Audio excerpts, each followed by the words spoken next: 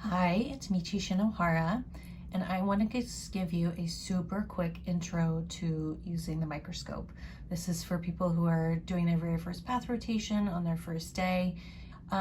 First thing is ergonomics about sitting at a microscope. You, very importantly, do not want to sit at a microscope and do funny things with your neck.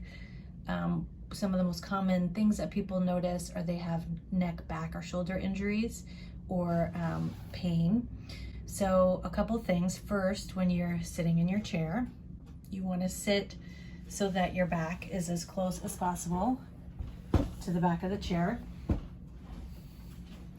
and that when your eyes are facing the microscope, your head is level.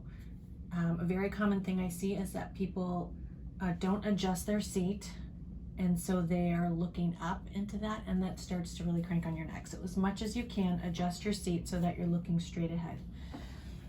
That is step one for our ergonomics. You may need to raise the table. You may need to put books under the microscope to elevate it. That's a very common thing. In a group sign-out room, you may need to elevate yourself. There are some seat risers in the Dermpath sign-out room. Okay, and then the next thing is to familiar yourself with a microscope and get ourselves in focus. Okay, this is a fancier microscope, and it has these eyepieces. This is similar to the one in the Dermpath sign-out room.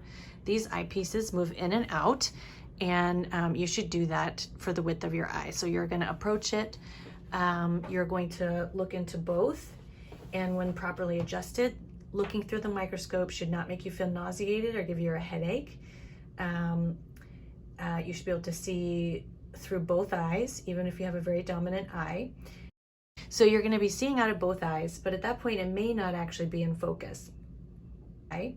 And most people start out a little further, and then as they're looking, they scooch them in closer till it comes into binocular focus. Okay, so you're going to be seeing out of both eyes, but at that point it may not actually be in focus. On most microscopes, the right eye is fixed and the left eye is adjustable. And so what you should do is first look through the scope, mostly through the right eye. Either block your left eye with a piece of paper, close it, but look mostly just through the right eye. And then get in focus using the focus knobs, which on my scope are on the side, as with most scopes. So you're gonna focus there, looking just through the right. Then you're gonna open your left eye. If things are in focus, great, but oftentimes they're not. And if that's the case, you're gonna then start to adjust here using this knob on the side of the eyepiece on the left. And you're gonna do that until both of your eyes are in focus. Okay, a word on the objectives. These are the objectives here, the focus. This is called the nose piece of the microscope, where the objectives are attached. So you don't want to grab the objectives to turn that, just did it to my own scope. You want to grab the nose piece, because these things are really expensive, even on the teaching scopes. Other important parts that sometimes mix people up are the condenser. Okay, so the condenser is either a dial or a flip. On my microscope here, it's a flip. And so I moved that, and what it did is it moved this, and that's changing the amount of light that's coming in. Okay, that's a condenser. It's either a flip. On other microscopes, we'll go visit the resident scope here. On some other scopes, it's going to be a dial.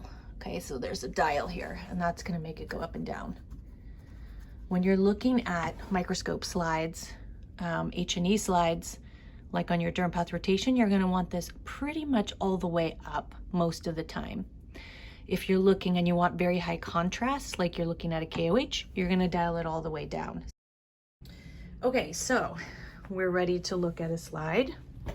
Silly thing, but first thing is make sure that the cover slip is facing up. That's a really common thing that sometimes people will do, is they'll put it backwards, and I can't figure out why it doesn't get into focus. In Dermpath, there's two ways that we make diagnoses. We do it either by pattern recognition, which is what you do with your unknowns, or we do it by descriptive, which is slow thinking and looking more methodically. In your Dermpath rotation, you're going to be doing more of the slow descriptive thinking. So you're going to start methodically by first scanning the entire section, including all the pieces if there's multiple pieces. And then if you know what you're looking for, you're going to go in higher power. You're really going to want to avoid going up to 10, 20x unless you know what you're looking for. We don't want to do what we call hunting expeditions. Okay, that is a very quick intro to the microscope.